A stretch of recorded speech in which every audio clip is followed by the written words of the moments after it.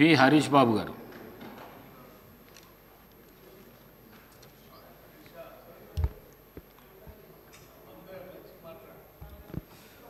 అధ్యక్ష, నేను ఇవాళ మాట్లాడాలనుకున్న పద్దులు ఒకటి సివిల్ సప్లైజు, తర్వాత irrigation and command area development. రెండు కూడా మంత్రి గారు ఉత్తమ్ కుమార్ రెడ్డి గారి వద్దే ఉన్నాయి. ముందుగా ఎక్కువ సివిల్ సప్లైస్ విషయంలో నేను ఎక్కువ టైం తీసుకోను, ఒక్కటే క్లారిఫికేషన్ కోసం నేను మాట్లాడతా. గతంలో ఇదే శాసనసభలో ఓట్ ఆన్ అకౌంట్ బడ్జెట్ సందర్భంగా ఆ రోజు మంత్రి గారు మాట్లాడుతూ సివిల్ సప్లైస్ కార్పొరేషన్ ఏదైతే ఉందో సివిల్ సప్లైస్ కార్పొరేషన్కి రైస్ మిల్లర్స్ 53,000 కోట్ల రూపాయలు బకాయి పడ్డారు అని చెప్పడం జరిగింది. ఇప్పుడు బడ్జెట్ ప్రసంగంలో మంత్రి గారు మాట్లాడుతూ 3,000 కోట్ల రూపాయల రికవరీ కోసం ప్రయత్నం చేస్తున్నామని చెప్పారు. నాకు ఈ అంకెల గారడి ఏందో అర్థం కాలేదు. అప్పుడేమో 53,000 కోట్లు ఎట్లయితాయి, ఇప్పుడు 3,000 కోట్లు ఎట్లయితాయి, మధ్యలో జరిగిన మతలబ్ ఏందనేది కూడా అందరికీ తెలవాల్సిన అవసరం ఉంది. కాబట్టి మంత్రి గారు రిప్లై ఇచ్చేటప్పుడు దీనికి క్లారిఫికేషన్ ఇవ్వవలసిందిగా కోరుతూ డైరెక్ట్గా irrigation and command area development పద్దు మీద మాట్లాడదలుచుకున్నా. Sir, we all know water is always indispensable for life, be it for irrigation, be it for drinking water. మానవ పరిణామ క్రమమే నీటి నుండి పుట్టింది. కాబట్టి నీటిని మనిషికి లేకపోతే మిగతా ప్రాణులకు దూరంగా ఉంచే ప్రయత్నం ఎవరు చేయలేరు. గవర్నమెంట్ ప్రయారిటీ కూడా వాటర్ మీద ఉంటుంది. గత ప్రభుత్వం కూడా చేసింది అని చాలా చెప్పుకున్నారు. కానీ ఏమి జరిగింది, ఏం జరగలేదు అనేది ఒకసారి మనం బేరీజు వేసుకోవాల్సిన అవసరం ఉన్నది.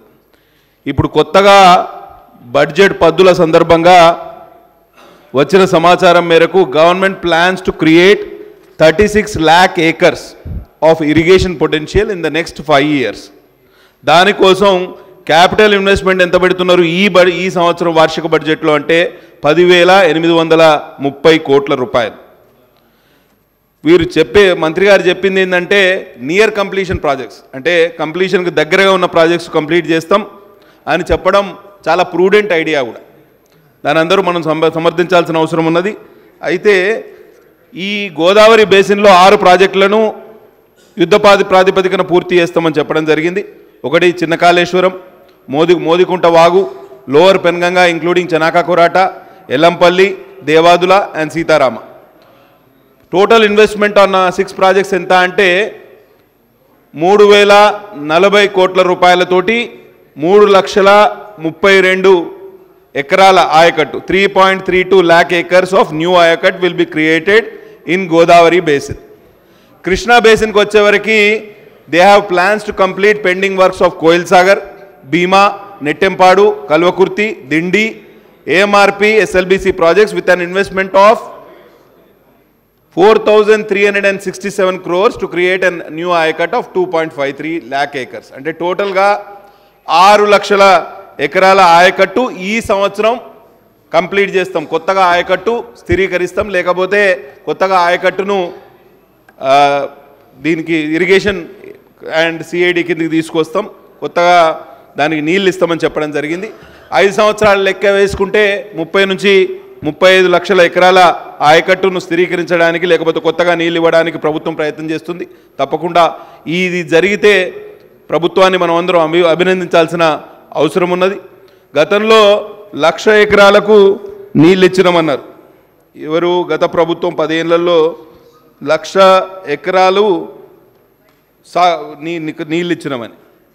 అయితే మినిస్టర్ గారు మాట్లాడుతూ దాని మీద ఖర్చు పెట్టింది కాళేశ్వరం లిఫ్ట్ ఇరిగేషన్ స్కీమ్ మీద, గోదావరి రివర్ బేసిన్ కింద వచ్చే ఈ ప్రాజెక్టుకు 93,872 కోట్లు అంటే 94,000 కోట్ల రూపాయల స్పెండింగ్తో వీరు ఆయకట్టు ఎంత వచ్చిందంటే 98,590 ఎకరాలు, అంటే దాదాపు 1 కోటి రూపాయలు ఒక ఎకరానికి నీళ్ళు ఇవ్వడానికి 1 కోటి రూపాయల ఖర్చు పెట్టినరు అనేది గణాంకాలు. మేం చెప్పేది ఏంటంటే గతంలో బీఆర్ఎస్ అధికారంలో ఉన్నన్ని రోజులు పెద్ద కాళేశ్వరం, ఇప్పుడు కొత్తగా చిన్న కాళేశ్వరం అంటే ముక్తేశ్వరం లిఫ్ట్ ఇరిగేషన్ స్కీమ్ గురించి వింటున్నాం. అంటే ఎవరు అధికారంలోకి వచ్చినా ఆ కాళేశ్వరం పదం నుంచి మనం ఇంకా దూరం జరగలేకపోతున్నాం.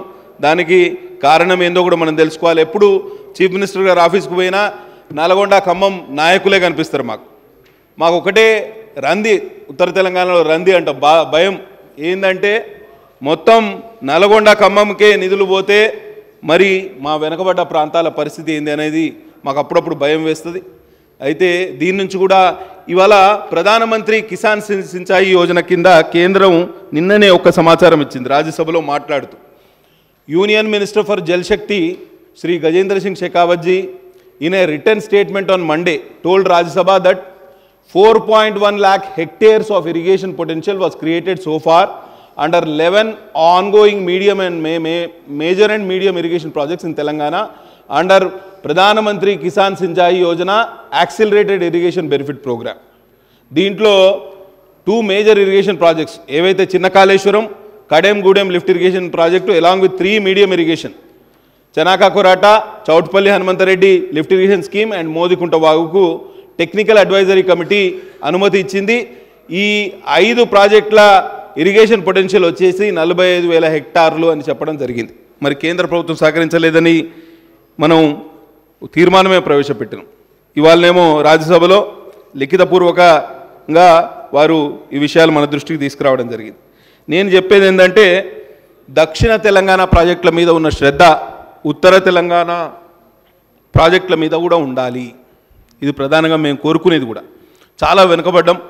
గతంలో మెదక్ జిల్లాకు నీళ్ళు వచ్చినాయి, సిద్దిపేట గజ్వేలు సిరిసిల్ల ప్రాంతాలకు నీళ్ళు వచ్చినాయి. అన్నీ మా కళ్ళ ముంగట కనిపించే నీళ్ళే అధ్యక్ష, మా ప్రాణహిత నీళ్ళే. గోదావరిలో నీళ్ళు లేవని అందరికీ అర్థమయ్యే విషయమే. కొత్తగా నీళ్ళు వచ్చినాయి ఈ ప్రాంతాల కంటే మా కళ్ళ ముందు కనిపించే నీళ్ళే మాకు కాకుండా దక్షిణ తెలంగాణకు ప్రత్యేకించి ఈ ప్రాంతాలకు తరలించారు. మాకు తీరని అన్యాయం చేసిర్రు.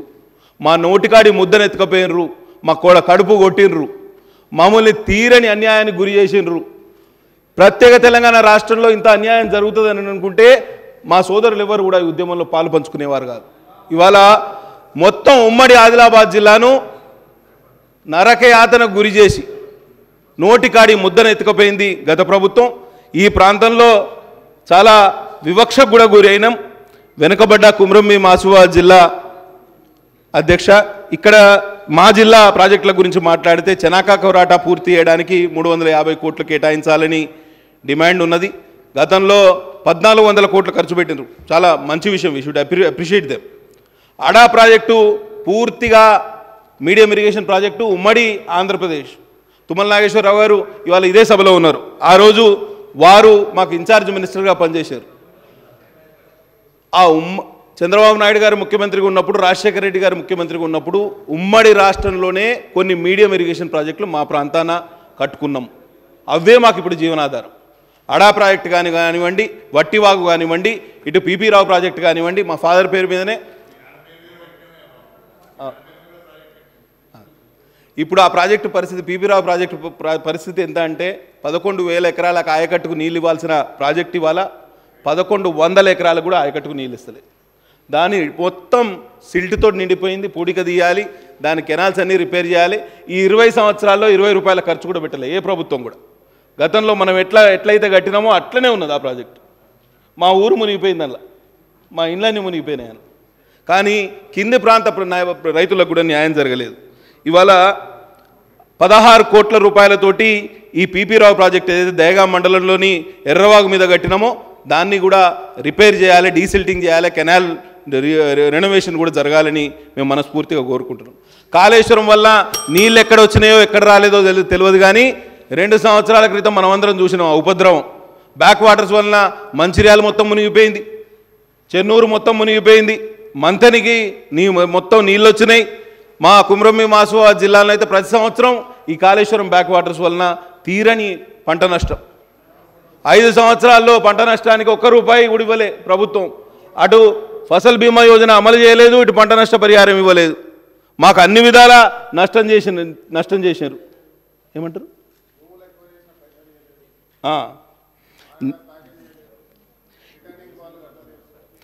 నేను ఒక్కటే కోరుతున్నా మంత్రి గారిని, మీకు ఈ ప్రాంతం మీద పూర్తి అవగాహన ఉన్నది. ఇరిగేషన్ మంత్రి వర్యులకి గతంలో తుమ్మిడిహెట్టి ప్రాంతానికి కూడా వచ్చిండ్రు.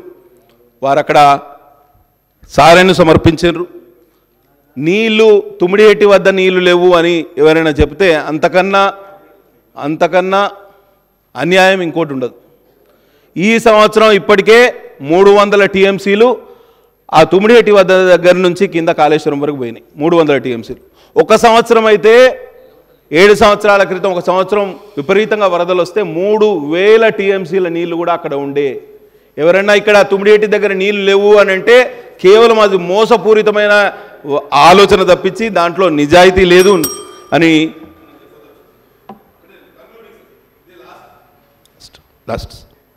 నేను ఒకటే చెప్తున్నా, ఈసారి తుమ్మిడిహెట్టి ప్రాజెక్టు కోసం, ప్రాణహిత ప్రాజెక్టు కోసం డాక్టర్ బాబాసాహెబ్ అంబేద్కర్ పేరు పెట్టుకున్న ప్రాజెక్టు గతంలో 150 కోట్లు పోయిన బడ్జెట్లో గత ప్రభుత్వం కేటాయించి 150 రూపాయలు కూడా ఇవ్వలేదు అధ్యక్ష.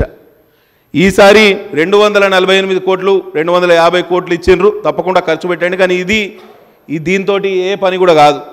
మాకు వార్దా మీద అంటే కొంత ఎగువ ప్రాంతాన వార్దా నది మీద ప్రాజెక్ట్ అయినా కట్టవచ్చు, లేకపోతే తుమ్మిడిహెట్టి రెండింటికి ప్రత్యామ్నాయాల గురించి ప్రభుత్వం ఆలోచన చేస్తుంది. వార్దా ప్రాజెక్టుకి అయితే 4500 కోట్ల రూపాయల ఖర్చు అవుతుంది. మీరు గిట డిపిఆర్ గిట సబ్మిట్ చేస్తే, కేంద్ర ప్రభుత్వాన్ని సబ్మిట్ చేస్తే తప్పకుండా మేము 8 మంది శాసనసభ్యులం వస్తాం. ప్రధానమంత్రి కిసాన్ సించాయి యోజన కింద 60% నిధులు ఇప్పించే ఏర్పాటు కూడా మేము చేస్తామని తప్పకుండా ఎందుకంటే మారుమూల ప్రాంతం కేంద్ర ప్రభుత్వం కూడా సహకరిస్తుంది.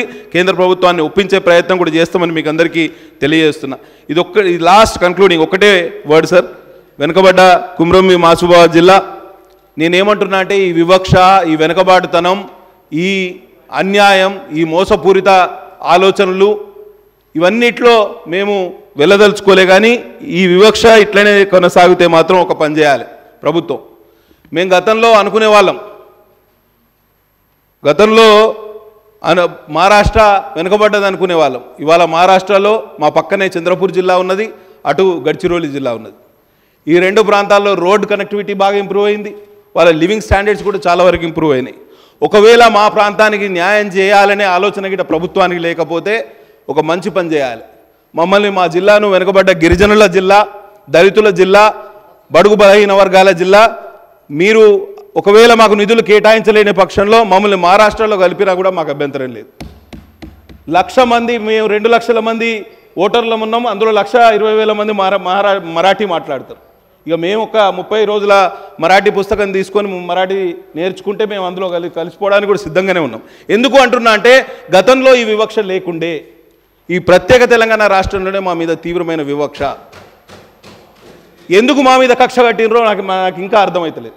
కాబట్టి తప్పకుండా ఈ వివక్షను విడనాడాలే. రోడ్ కనెక్టివిటీ కూడా చాలా పూర్గా ఉంది. దాని విషయంలో ఇంకోసారి మాట్లాడడానికి అవకాశం వస్తుంది. కానీ నిధులు ఒక్కటి మాత్రం నిజం నేను చెప్పేది, ఒకవేళ ప్రభుత్వం ఉమ్మడి ఆదిలాబాద్ జిల్లా మీడియం అండ్ మేజర్ ఇరిగేషన్ ప్రాజెక్టుల మీద ఒక రివ్యూ మీటింగ్ పెట్టాలి. మా మంత్రి గారు తప్పకుండా మేమందరం వస్తాం, దాని మీద సానుకూలంగా చర్చిద్దాం. ఒక అడుగు ముందుకేసి నేను కోరేది అంటే ప్రభుత్వాన్ని ఒక హౌస్ కమిటీ వేయండి. వెనుకబడ్డ ప్రాంతాల అభివృద్ధి కోసం, అధ్యయనం కోసం, అసలు పరిష్కార మార్గాలను సూచించడానికి ఒక హౌస్ కమిటీ వేస్తే మా దగ్గర నుంచి మొదలు పెడితే ప్రాణహిత పరివాహక నుంచి మొదలు పెడితే గోదావరి పరివాహక ప్రాంతం, ఖమ్మంలోని, మహబూబాబాద్లోని వెనుకబడ్డ ప్రాంతాల అభివృద్ధి కోసం కూడా పరిష్కార మార్గాలు సూచించడానికి ఒక అవకాశం వస్తుంది. కాబట్టి తప్పకుండా ఈ హౌస్ కమిటీ విజ్ఞప్తిని ప్రభుత్వం పరిశీలించాలని కోరుతూ నేను సెలవు తీసుకుంటున్నా. ధన్యవాదాలు అధ్యక్ష. అట్లనే ఒక్కటే last minute sir, forest clearances కూడా చాలా జటిలంగా తయారైనాయి. ఫారెస్ట్ మినిస్టర్ గారు ఇంతకుముందు ఇక్కడే ఉండే. మా ఫారెస్ట్ మిటిగేషన్ మెజర్స్ కోసం రోడ్లకి 12 కోట్ల రూపాయలు ప్రభుత్వం డిపాజిట్ చేయాలి. ఆ డిపాజిట్ చేయక మా జిల్లాలో మొత్తం అటవీ ప్రాంతం అన్నిటికీ ఫారెస్ట్ క్లియరెన్సెస్ కావాలి. ఇక్కడ ఇన్ఛార్జ్ మంత్రివర్యులు ఇక్కడనే ఉన్నారు. కాబట్టి దయచేసి ఈ 12 కోట్ల నిధులు కూడా సర్దుబాటు చేయవలసిందిగా విజ్ఞప్తి చేస్తూ సెలవు తీసుకుంటున్నా. ధన్యవాదాలు అధ్యక్ష.